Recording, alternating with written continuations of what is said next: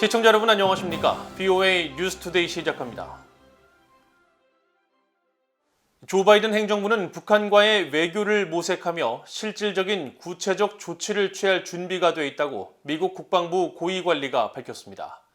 하지만 대북 제재 이행을 계속할 것이며 북한의 위협적인 행동에 대해서도 간과하지 않을 것이라고 강조했습니다. 박형주 기자가 보도합니다. 미국 국방부의 리처드 존슨 대량 살상 무기 WMD 담당 부차관보는 15일 워싱턴 민간연구소 전략국제문제연구소 CSI와 한국국제교류재단이 공동 주최한 미한 전략포럼 2021에서 바이든 행정부는 북한 핵 문제 해결을 위해 외교를 최우선 도구로 생각할 것이라고 밝혔습니다. 존슨 부차관보는 그러면서 동시에 동맹과 파트너에 대한 약속 이행을 분명히 하기 위한 우리의 노력이 뒤처지지 않도록 할 것이라고 강조했습니다. We've made very clear our interest in reaching out, but in the meantime, if we're not getting feedback from the DPRK and understanding that COVID is an important component of this, then we have to do other things to make sure that we uphold and maintain strategic stability in the region and protect our allies and partners. 존슨 부차관보는 이어 바이든 행정부가 외교를 포함한 실용적이고 조정된 접근법을 추구하지만 동시에 우리는 유엔 제재 체계와 미국의 제재를 유지하고 완전히 이행하기를 포기할 수 없다고 밝혔습니다. 특히 제재는 위협을 감수하고 방지하며 확산에 대응하는 도구이지 징벌의 수단이 아니라고 설명했습니다. To enforce the resolutions, particularly preventing North Korea from receiving illicit refined petroleum and helping to deny the revenue from illicit sources that come from their WMD and missile programs. And so that effort will continue and it needs to be underway. 존슨 부차관보는 또 바이든 행정부는 핵 미사일 프로그램과 관련한 북한의 위협을 무시하면서 방치하지 않을 것이라는 점도 분명히 했습니다.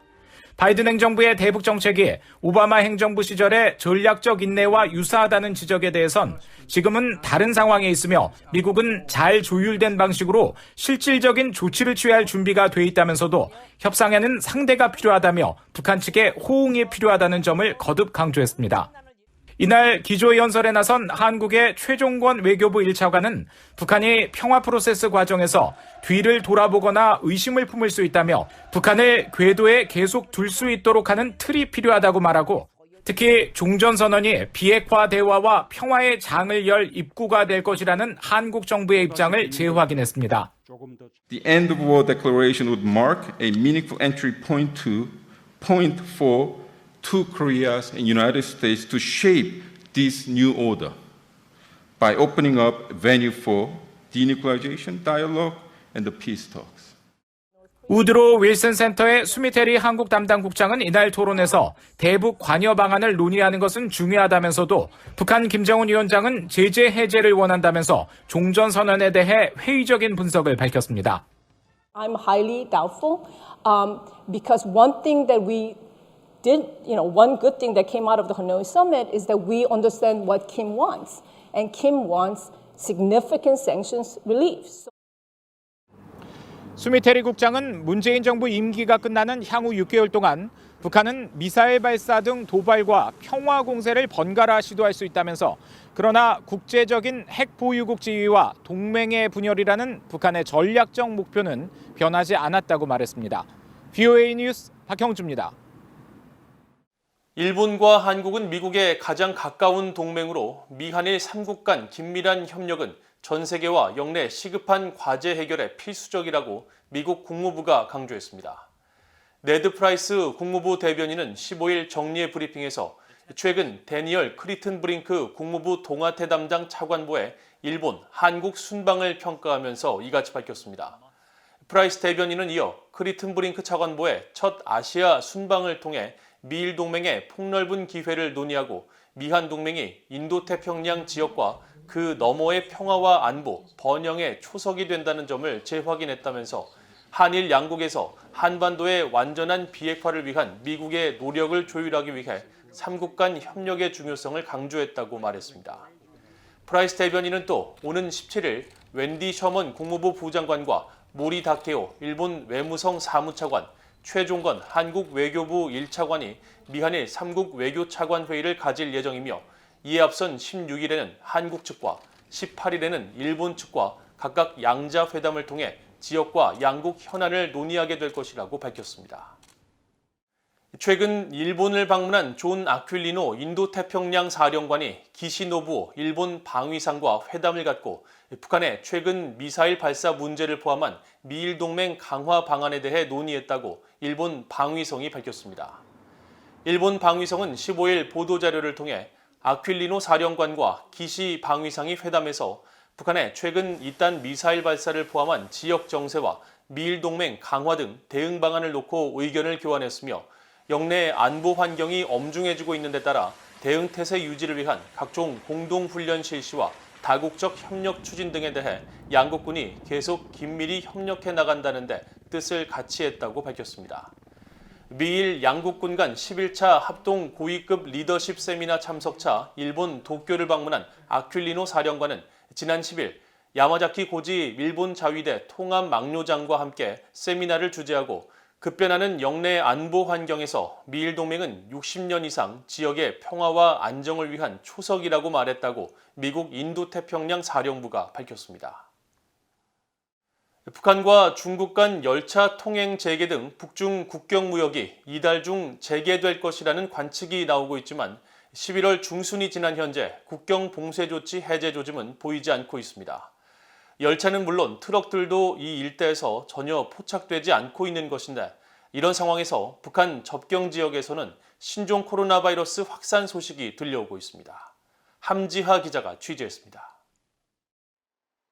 중국 단둥과 북한 신의주를 연결하는 조중오이교 인근 중국 측 세관 야적장을 촬영한 지난 15일 위성사진입니다. 신종 코로나 바이러스로 인한 북한 당국의 국경 봉쇄 조치가 있기 전까지만 해도 신의주로 돌아가기 위해 이곳 야적장에 대기하던 컨테이너 트럭들로 북적이던 곳이지만 지금은 차량 한 대 보이지 않습니다. 특히 최근 한국 국정원과 일부 언론들이 두 나라의 국경 무역이 재개될 가능성을 언급했지만 11월 중순이 지난 현재 시점까지도 변화가 없는 것으로 파악됐습니다. 신의주역도 상황은 마찬가지였습니다. 신의주역을 촬영한 플래닛랩스의 지난 11일자 위성사진에는 열차가 역에 여러 선로들을 채우고 있었는데 이들 열차들은 다음 날인 12일은 물론 14일과 15일에도 움직이지 않은 듯 같은 자리를 지키고 있었습니다.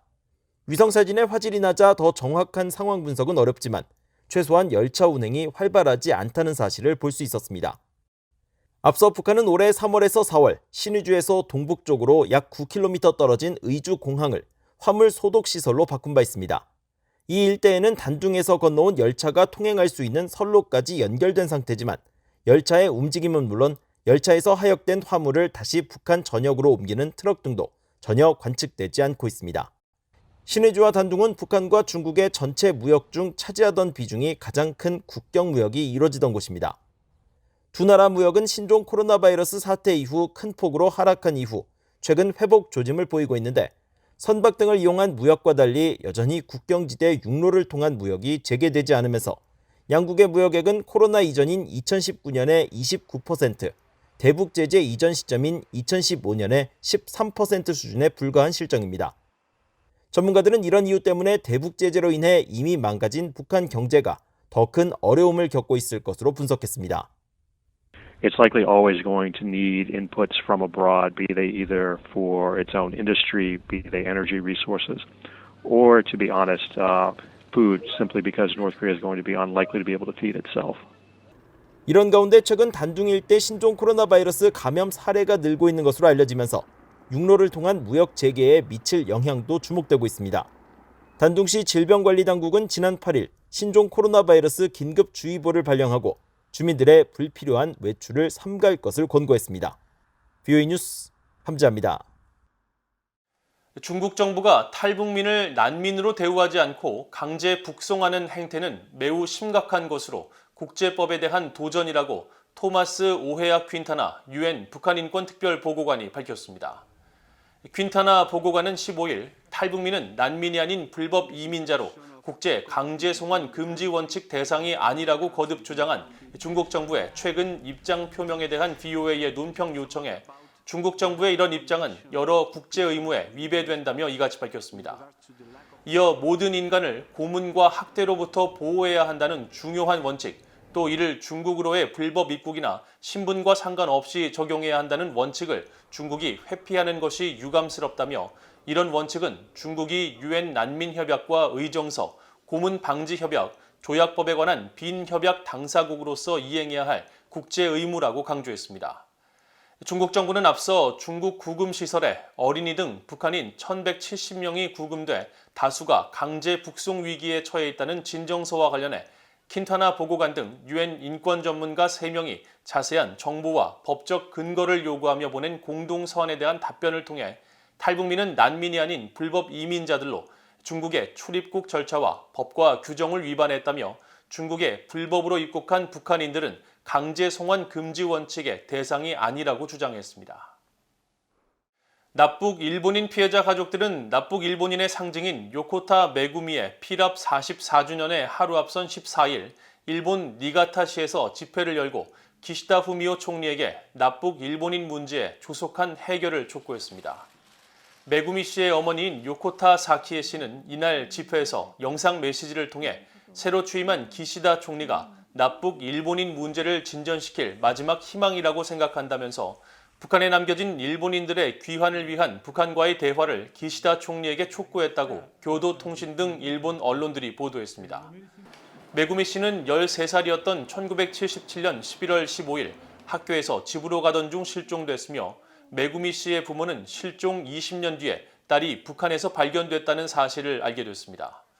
이후 북한은 2002년 평양에서 열린 북일 정상회담에서 13명의 일본인 납치 사실을 인정하며 5명을 돌려보내고 메구미 씨 등 8명은 숨졌다면서 일본인 납치 문제는 모두 해결됐다고 주장하고 있지만 일본 정부는 북한이 주장하는 13명보다 4명이 더 많은 17명을 납북 피해자로 파악하고 모든 피해자의 안전 확보와 즉각적인 송환, 진상규명과 납치범 인도를 북한에 요구하고 있습니다.